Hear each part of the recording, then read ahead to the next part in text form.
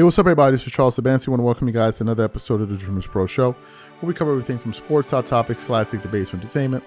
We give you guys a fresh perspective on things and how we see them. And today we got a pretty interesting episode for you guys. But before we get into it, please make sure you subscribe to our Dreamerspro Short Clips channel. We're going to be posting a lot of interesting content today on there, so make sure you subscribe to that. It's linked in the comment section in the description below. Anyway, let me get into this topic here.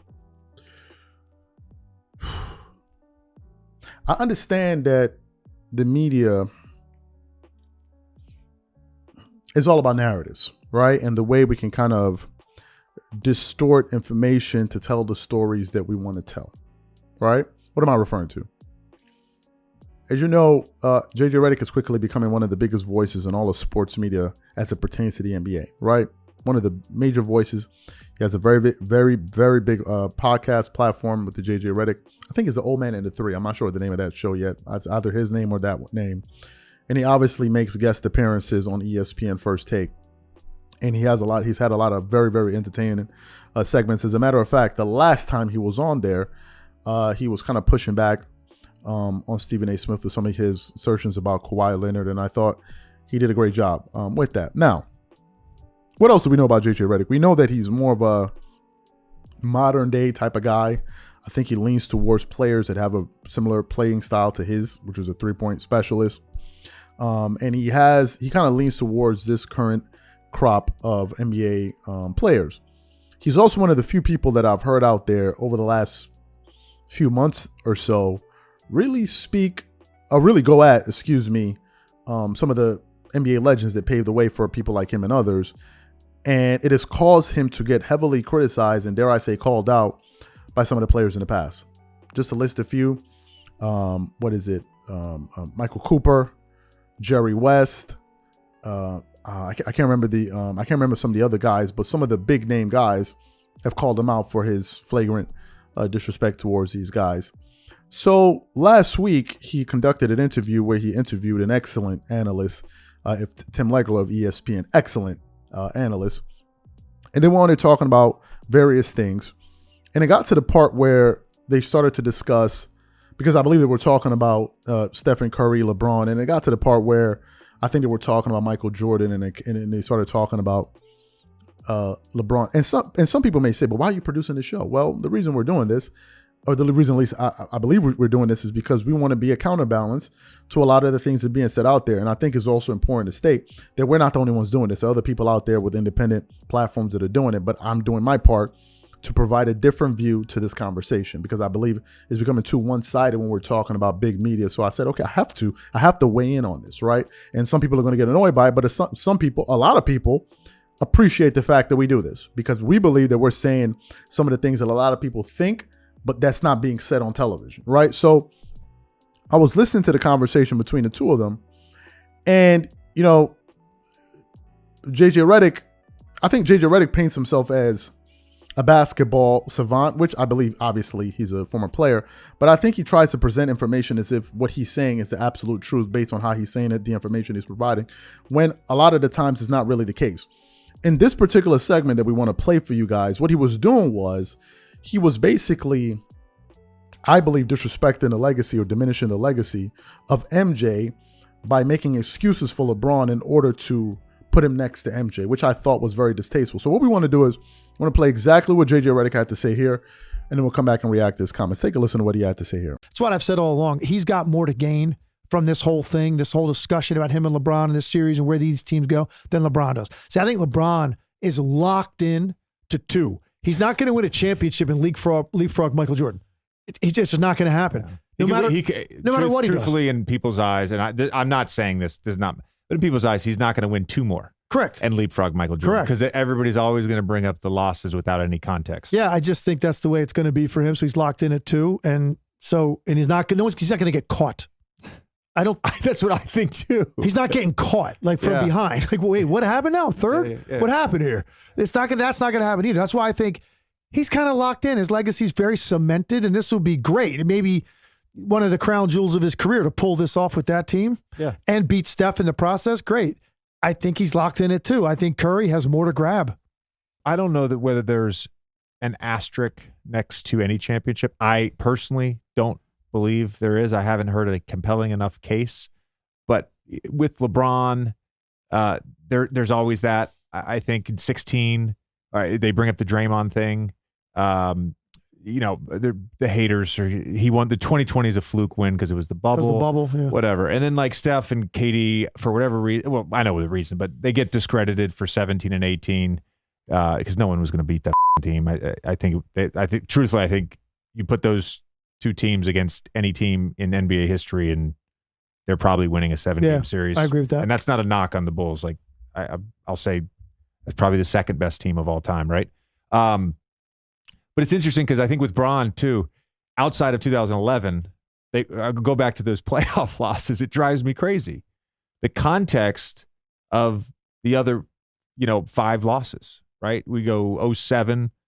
He dragged that team to the finals. That Pistons team that they beat that starting were lineup. so good. Yeah, look at the starting lineup he was playing with in They were so Cleveland. good. Yeah. So then you have, 11.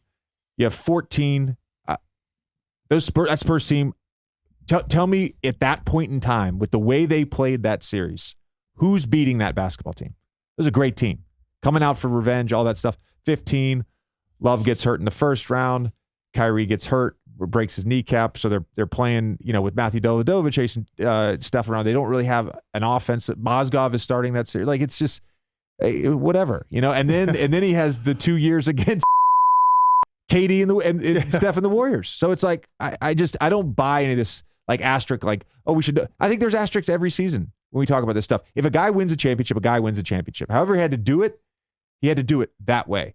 And LeBron, for whatever reason specifically, he had to do it with D Wade and well, guess what? Larry had to do it with Kevin McHale and Robert Parrish, and Magic had to do it with Kareem and James Worthy, and Bill Russell had to do it with John Havlicek and Bob Cousy and Sam Jones and Bailey Howell. I don't. So you heard his comments. Now, here's my issue with people like JJ Redick. I'm talking about what he's saying, not him, the person. I don't know him. What people like this want us to do is make concessions for the times that LeBron lost. He wants us to make concessions, right? But then they want to take credit for the times he won. Follow this. You want to explain why he lost, then count why he won, while he won, which basically results in a net positive of, well, this guy did nothing wrong. Nothing wrong really happened. It can all really be explained. He won 4 championships and the other 6 that he lost, well, there's a perfectly sensible argument to make for that. And what I'm assuming is, had LeBron won 10 championships, guess what would have happened? He would have been counting the 10 rings. He would have taken credit for it. Secondly, no matter how much context you provide to the subject matter, 4 and 6 will never be as impressive as 6 and 0. There's no universe where that will be more impressive. Think about it this way. The goal is to win championships. The guy that won 6 with less opportunities, isn't he more impressive than the guy that won less, that had more chances at winning? I mean, when you think about this from a practical, logical level, you quickly see how this thing falls apart. The easiest way to win this LeBron versus Michael Jordan is to use logic. That's the simplest way. Because if you apply logic to it, then it's a very easy debate to win. Number 1. Number 2. Number 3. I have a question that I've yet to hear any serious person address, which is this. Let's assume that these two players are equals. And by the way, LeBron had more help over the course of his career than Michael Jordan. But let's just assume these two players are equals. If LeBron is in fact the superior player, why hasn't he been able to three-peat not one time? Forget about 2 times. Why wasn't he able to three-peat at least one time. Why?